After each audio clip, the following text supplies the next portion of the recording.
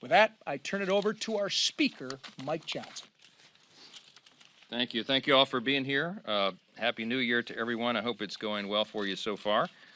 We had a busy holiday, and many of our committees worked earnestly through the 3-week time away when people were working in the districts. Committees were still hard at work. Oversight among them, Judiciary, Ways and Means on these issues that we're talking about today. Let me reiterate just a couple of points real quickly, and then we'll take questions.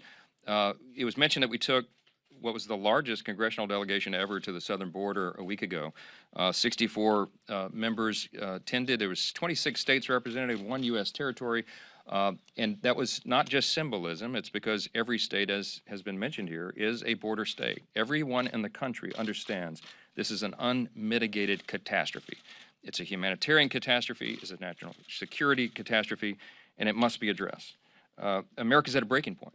We know that you've heard some of the numbers mentioned today, but there's 300 suspects on the known terrorist watch list that we know that are in the country. You hear the number about the gotaways, 7.1 million encounters at the border since Joe Biden took office. We estimate the number of people actually in the country is probably close to 14 to 15 million. I mean, just think about that. It's a staggering number. In December alone, we had the largest number total of persons crossing the border in our history. It's unsustainable. You're talking about hundreds of thousands of people a month. We can't do this. When we went down to Eagle Pass, we saw some alarming things, and I summarized it the best way I could. It was both heartbreaking and infuriating. Heartbreaking because we saw the human tragedy that this is. They walked us into the processing centers and looked into the eyes of children, unaccompanied minors who were just there. You know, the Biden administration has lost track of over 85,000 of these unaccompanied minors that have come into the country. They've been distributed throughout the country by way of NGOs or some other means, and they've just lost them. We were asking Border Patrol agents there in the processing center, they go through a form of identification process for people who come across illegally. They do fingerprints and facial recognition and biometric data. They try to collect as much as they can, but they mentioned in a side comment they don't do that for children under the age of 14. Well, why? Well, there's some law that prevents it. Well, what do you do for those children? Well, as much as we can. What if they don't speak English? What if they can't communicate? What if they're really, really young? Well, sometimes we don't know what their names are. We just put a little label on them that says Jane Doe or John Doe. You're kidding me. What happens next? Well, we don't know. We're just the Border Patrol. I mean, our job is just to process people. The NGOs bust them away. You know where these children are making their way into is trafficking. Right? I mean, we're looking through the plexiglass at these children who are looking it up with us with these big, sad eyes. Only God knows what they've been through on the journey into our country. It's just unbelievable that this is being allowed to happen. And these are policy choices that got us here. The White House has made a decision deliberately to do this. Joe Biden, from his first day in office, issued executive orders to begin to open the border. We produced a report following our trip. There were 64 members of the House Republicans who were on that border. And we documented 64 times, ironically, that the Biden administration intentionally undermined border security with executive orders, agency decisions, and the rest. This is a staggering thing that the American people need to see and understand, and we're going to make that available to everybody. We learned that the drug cartels in Mexico, as Congressman Flood mentioned, are making $32 million a week trafficking people into the country. Do the math. It's like $1.6 billion a year. This is just the Del Rio sector at Eagle Pass. This is happening all across the border. Think of that. These are transnational, dangerous criminal organizations that are doing untold harm to people, innocent children, teenage girls, people who are innocent in all of this. And the Biden administration is empowering that.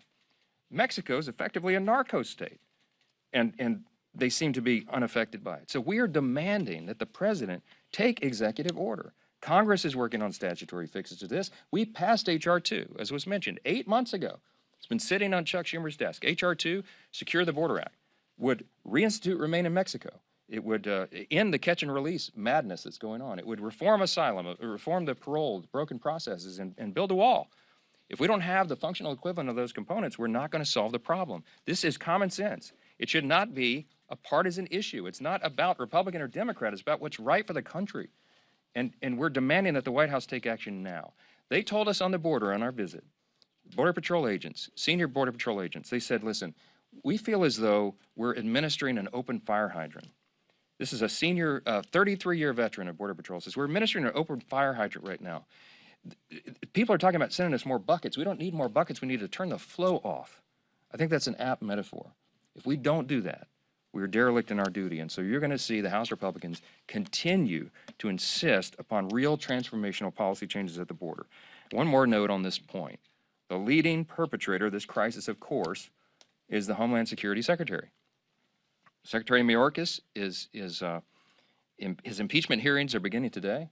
We take no pleasure in this. There hasn't been a cabinet secretary impeached in since the late 1800s. But we live in unprecedented times. We never had a cabinet secretary who openly flouted federal law, who refused to enforce the law, and then comes before Congress, raises his hand, takes the oath, and tells us things that he knows and everyone knows are obviously untrue. Insisting that the border is secure and that they've got operational control of that is just simply not true. And he says it over and over and over. This week, he admitted his agency is currently releasing over 85% of the illegals who come across that border. He knows exactly what's happening, and he is doing nothing to stop it. I'm grateful for the careful, methodical work Chairman Green has done over the past, really, it's been many months now, investigating the Secretary, doing our constitutional duty. It is the duty of Congress to hold the administrators in the executive branch accountable, and that is what they've done, very carefully, very methodically. Not in any snap way, not in a political way. They've been looking at the facts. And because Secretary Mayorkas refuses to enforce the law, Congress is now going to have to take the next step to hold him accountable. And so we'll see how that plays out.